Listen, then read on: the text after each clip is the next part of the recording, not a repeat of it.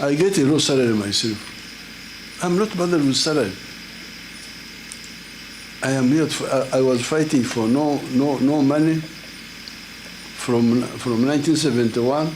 Now the members of parliament increased their salary wrongly, in my opinion. They made a mistake, but we didn't approve it. We didn't support it. We didn't want to cause a crisis, but I didn't agree with it. And that's why I refused a pay rise. I refused.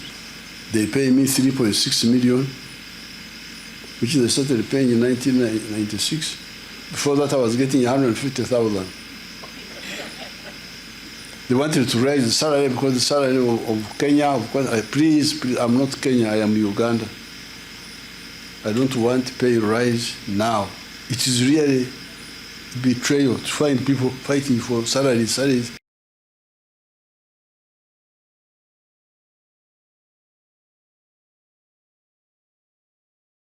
That school was about to close. They didn't have enough money.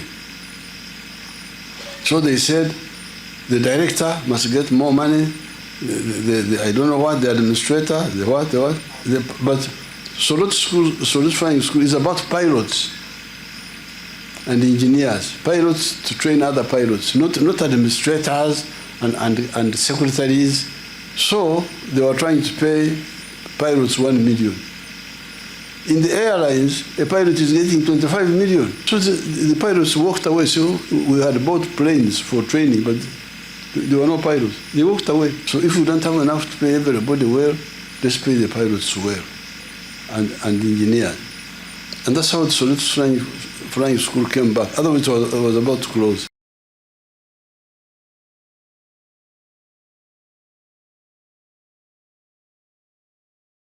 This is betrayal. So we don't have time for those mercenaries.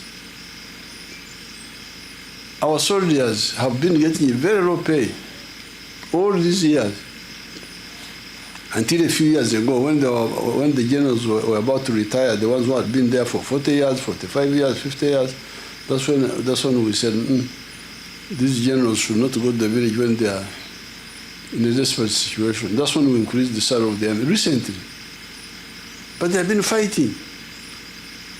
So the mercenaries are really betrayers. This business of saying that science are getting, arts are not getting, what's wrong with that? We need the science people most urgently now. Arts are also important. I'm an arts person myself. Because of the historic contribution of the NRM, really, frankly speaking, I don't see how the people would fail to see that NRM is the right choice.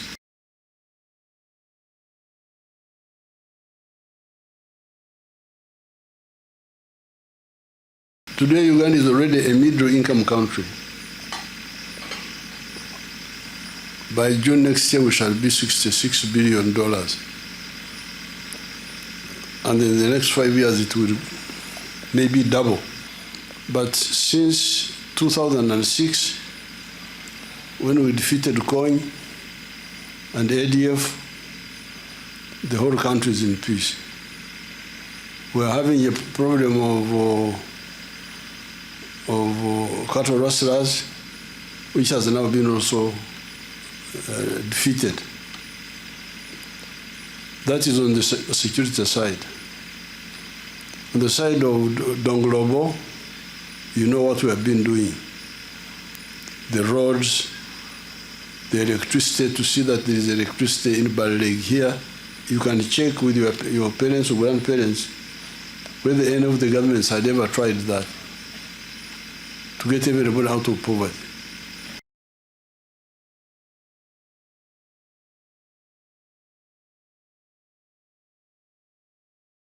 Not at all. I didn't even know that Honorable Jimmy wanted it. I just saw it in the papers. I didn't know. Then I got some information. I tried to check. I found that it was mainly legal problems on their side. It was legal. It was not political. I don't remember the details, but there was supposed to be this, that, and the other one, and the other one. It was legal. It was nothing to do with the political. Nothing to do with the politics. Finally,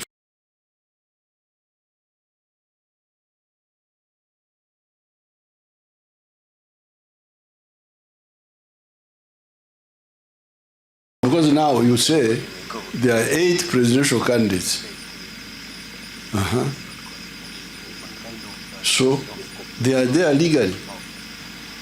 Some belong to parties, others are independent. If they are voted, if any one of them is voted, he will become president. So the constitution is there, the people, the voters are there. What is the problem? So the issue of leadership was resolved, how to become leader of Uganda and how to run Uganda. It is all in the constitution.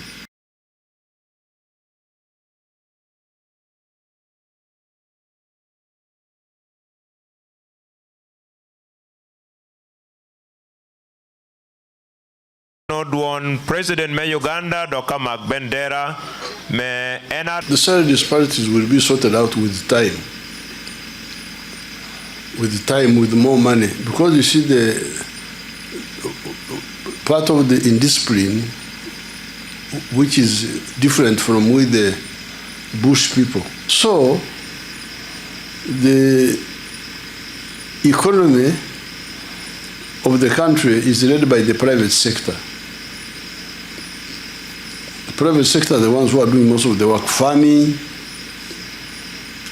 manufacturing, services, infrastructure. Now, on the roads, we don't need historians.